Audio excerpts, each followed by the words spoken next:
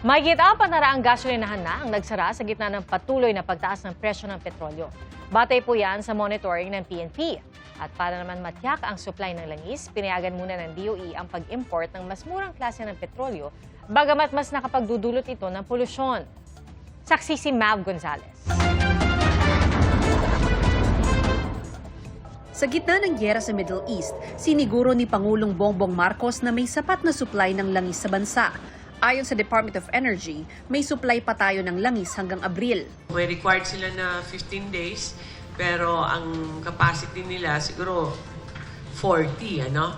And that's the only, so they have to replenish every 40 days, let's say.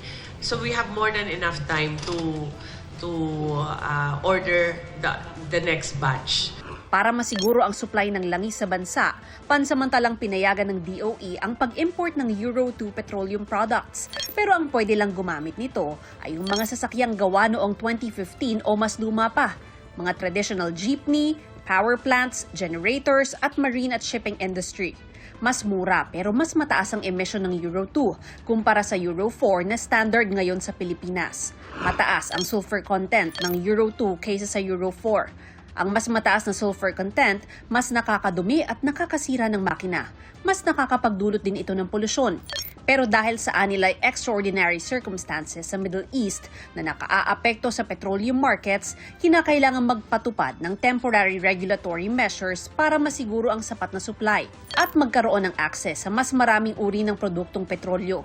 Pero sa tingin ng energy expert na si Attorney Noel Baga, bagaman makakatulong ito sa supply ng langis, hindi ito sapat, lalo't patuloy pa ring sumisirit ang presyo ng produktong petrolyo. Very helpful ito sa oil industry natin para mas may leeway ang ating oil companies na mag-import ng oil. Even though dirtier oil siya, pero para may leeway siya na mas marami siyang ma-import para sa energy security. Ngunit hindi sapat ito para i-address ang oil crisis.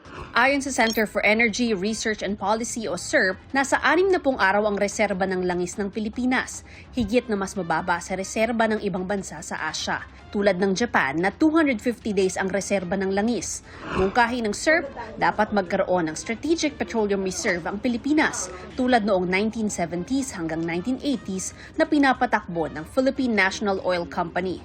Mas maganda raw kung nasa pang-isang taon ang reserba. Napaka-thin margin lang nung 60 days. Mas mabuti talaga kung meron tayong strategic petroleum reserve na i-establish yung gobyerno para meron tayong mas pangmatagalan na supply ng langis. It will be established by the government at kung may oil crisis, pwedeng ibenta ng gobyerno yung langis na ito at subsidized prices sa mababang halaga sa taong bayan. Si Senador Chis Escudero naghain na ng panukalang batas na layong magtayo ng sariling crude oil tank storage facility ang gobyerno para maging panangga sakaling magkaroon ng geopolitical crisis, magkaproblema sa supply o magkaroon ng biglang pagtaas ng presyo.